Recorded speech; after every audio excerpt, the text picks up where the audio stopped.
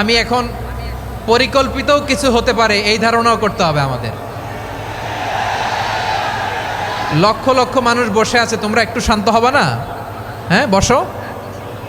আর 2টা মিনিট একটু কোঅপারেট করো। 2 মিনিট, 2 মিনিট একটু কোঅপারেট করো।